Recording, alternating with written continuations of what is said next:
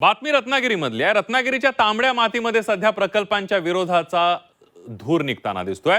राजापूरच्या नाणार मधल्या प्रस्तावित बॉक्साईड प्रकल्पावरून आता सत्ताधारी आणि विरोधक आमने सामने आलेत। स्थानिकांचा तीव्र विरोध पाहता पालकमंत्र्यांनी जनसुनावणी स्थगित केल्याची घोषणा केली खरी, पण विनायक राऊतांनी याला सरकारची चाल म्हटलेलं आहे। नेमकं नाणारमध्ये काय घडतंय बघूया।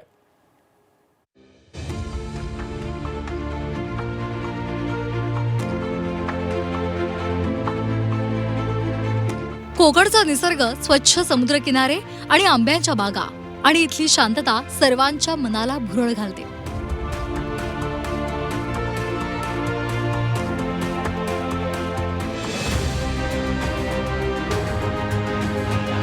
पण याच शांततेत आता आंदोलनाचा एल्गार घुमतोय।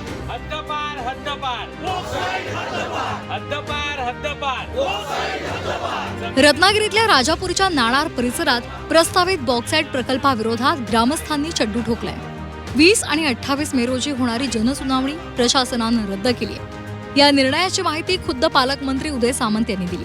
पण ही स्थगिती वादावर पडदा टाकेल की वादाची नवी ठिणगी टाकेल, हाच मोठा प्रश्न आहे। लोकांना विश्वासात घेऊन लोकांनी जर संमती दिली किंवा लोकांनी जर सांगितलं की तुम्हाला नाणारला बॉक्साईडचा प्रकल्प पाहिजे, नाणारला अजून काही रिफायनरी पाहिजे, नाणारला अजून कुठचा प्रोजेक्ट पाहिजे, तर हे सगळं ठीक आहे।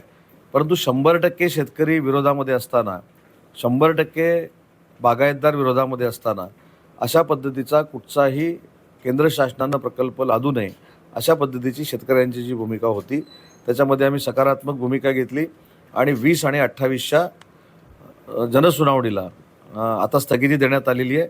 पावसाळ्यानंतर लोकांशी चर्चा करून, मुख्यमंत्री महोदयांशी चर्चा करून या संदर्भातले 100% विरोध जो आहे तो सांगून या सगळ्या गोष्टी पुढे केल्या जातील।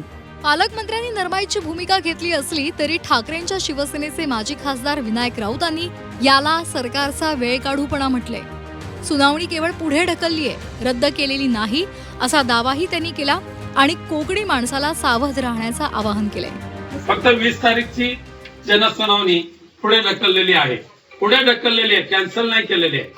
त्यामुळे आपल्याला बेसावध राहून जमणार नाही। जनसुनावणी जरी पुढे ढकलली तर जोपर्यंत बॉक्साईड प्रकल्प कॅन्सल होत नाही तोपर्यंत आपल्याला आंदोलन हे चालू ठेवावंच लागेल। आणि म्हणून तुमच्या आमच्या जीवाशी खेळणारे हे बॉक्साईड प्रकल्प, रिफायनरी प्रकल्प, अणुऊर्जा प्रकल्प हे केवळ आणि केवळ कोकणच्या माती मारायचे आणि चांगलं जे असेल ते गुजरातला पाठवायचं। ही जी काय घाणेरडी वृत्ती आहे ती हाणून पाडण्यासाठी आपण सर्वांनी एकजुटीने उभे राहा अशा पद्धतीची विनंती करतो। आपल्या पाठीशी नव्हे तर आपल्या पुढे एक पाऊल टाकून या प्रकल्पांना विरोध करण्याचं काम आम्ही तर नक्कीच करणार आहोत। केवळ विरोधी पक्षातले नेतेच नाही तर भाजपचे माजी आमदार प्रमोद जठार यांनीही या प्रकल्पाला विरोध करत घरचा अहेर दिलाय। रिफायनरीला पाठिंबा देणारे जठार बॉक्साईड प्रकल्पाच्या बाबतीत मात्र आक्रमक झाले। आता लोकांचा विरोध असेल तो सरकार त्याची दखल नक्कीच घेईल, इथले आमदार घेतील, मंत्री घेतील। राजापूरच्या त्याला विरोध केलाय, मग काय बरोबर केला असेल, मी त्यांची माहिती घेतो। माझं तर म्हणणं तेच आहे, जर अशा प्रकारचे खनिकर्माचे उद्योग या पर्यटनाच्या जिल्ह्यात होऊ नयेत असं माझा आग्रह आहे। या सगळ्या राजकीय कलगीतुऱ्यामध्ये सर्वात महत्वाचा आवाज तो इथल्या भूमिपुत्रांचा आहे।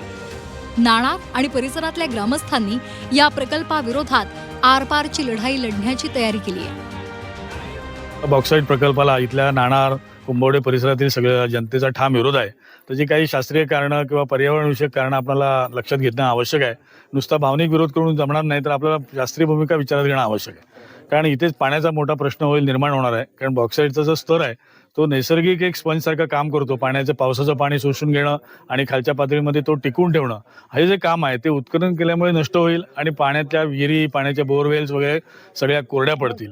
तसंच इथल्या ज्या धुळीमुळे जे प्रदूषण होणार आहे त्या धुळीमुळे प्रदूषण जे होईल त्या रासायनिक प्रकल्पामुळे, रासायनिक प्रक्रियेमुळे देखील पाणी दूषित होईल आणि पाणी दूषित झालं तर पिण्याचं पाणी देखील पिणं शक्य जनतेला होणार नाही। याआधी नाणार आणि आता बॉक्साईड प्रकल्पासाठी ग्रामस्थ आक्रमक झालेले आहेत। निसर्गाची हानी करणारे कोणतेही प्रकल्प इथे येता कामा नये अशीच या ग्रामस्थांची भूमिका आहे। जनसुनावणी टळली असली तरी नाणारचा लढा संपलेला नाही। पालकमंत्र्यांचा शब्द आणि विनायक राऊतांचा पवित्रा या राजकीय संघर्षात आता सामान्य ग्रामस्थांचा विजय होतो की विकासाच्या नावाखाली निसर्गाचा बळी जातो हे पाहणं महत्त्वाचं ठरेल। रवींद्र कोकाटे, झी मीडिया, रत्नागिरी.